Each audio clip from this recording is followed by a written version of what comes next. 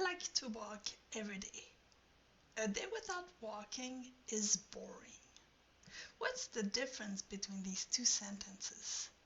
Why do we have to walk in the first sentence and walking in the second sentence, when in French, both would translate into marcher in the infinitive? Hi, my name is Lucie Plamondon. I'm the founder of ÉVOluciole Language School, and I'm here to help you improve and practice your English. You know, when you're learning a new language, there are things that differ from one language to the other. You might compare both languages, but you have to understand that each language is a system and they all behave differently. So what's the difference between my two sentences? One is using the infinitive and the other is using a gerund. Infinitive? Okay. But gerund? What's that? Infinitives is easy because we have the same concept in French. The only difference is that we have to add to before the verb. So for example, chanter becomes to sing. Travailler, to work. Vivre, to live. Gerund is a bit more complicated for francophones because it's a whole new concept. A gerund is formed by adding ing to the verb. So for example, eating, drawing, swimming. But be careful, because these are not the ing form that we use in the progressive. They look the same, but gerunds are actually verb form used as nouns. Let's take the verb to eat and use it in two different sentences adding ing. I am eating. Eating here is the main verb of the sentence. It is used in the present progressive. I enjoy eating. Here we have enjoy in the simple present. Eating is the direct object of the sentence, so it is a gerund. So now you know the difference between an infinitive and a gerund. Good, but how do you know when to use which? Keep listening. I will introduce some simple rules to help you use them correctly. One easy way to make sure you have enough practice is to attend ÉVOluciole English conversation workshops. Remember that we always offer a free evaluation, so book your appointment right now. Here are 6 simple rules to use infinitives and gerunds. As a subject, we usually use a gerund. Smoking is dangerous. Making friends is not an easy thing. Singing is a lot of fun. Here, the gerunds in blue are part of the sentence subjects: smoking, making friends, singing. All 3 sentences sound like normal, everyday English. Now, we've all heard the following sentence. To be or not to be, that is the question, by famous William Shakespeare. It sounds formal and poetic, doesn't it? Shakespeare is one of the greatest authors of all time, but his English is famously difficult to understand, and that's because it is literature, it is formal, and it is art. To make it even more complicated, sometimes we have the choice. Learning is important. To learn is important. Which is correct? Both. However, the first one, learning, sounds more natural. It's more common in everyday English. The second one, to learn, sounds more formal, almost philosophical. As a rule of thumb, a gerund is best most of the time as a sentence subject.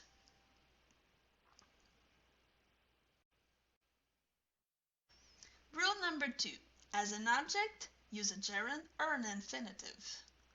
So you may say, he began swimming, and you may also say, he chose to swim.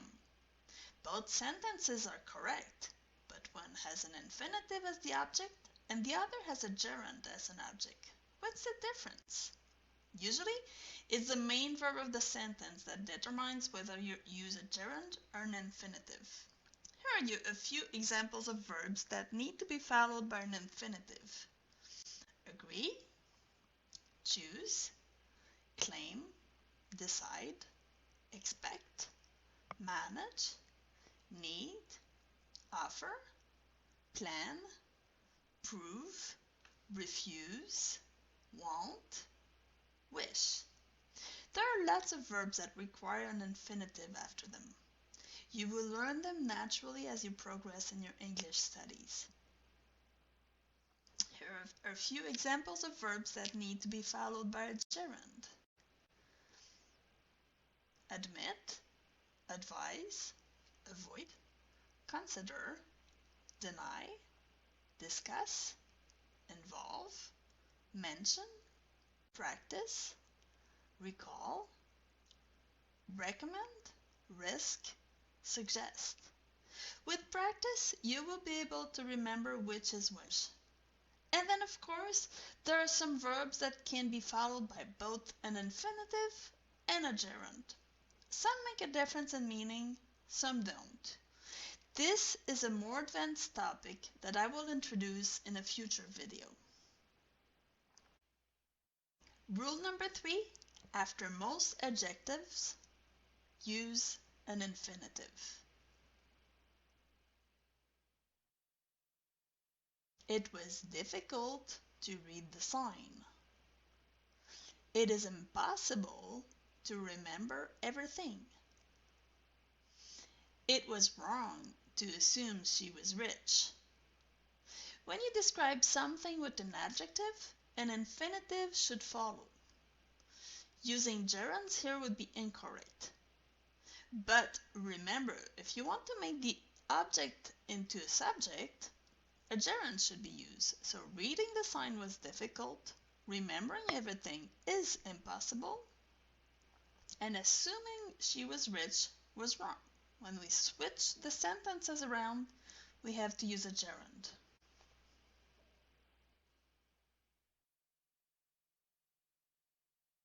Rule number 4. After possessive, use a gerund. She understood his saying no to the offer, so she said no. I enjoy her singing, so she was singing. We discussed the machines being broken. This one is easy because here the gerund is clearly used as a noun.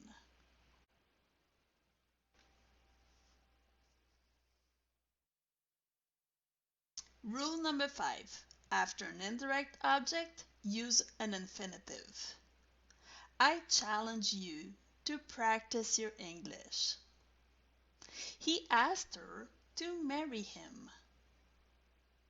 They begged Mark to stay for another day.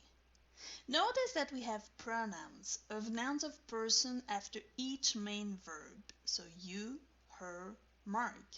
In these cases, we need to use an infinitive. Rule number 6. After a preposition, use a gerund.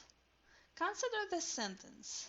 He is thinking about studying abroad. He has an interest in becoming a doctor. She walked in without knocking.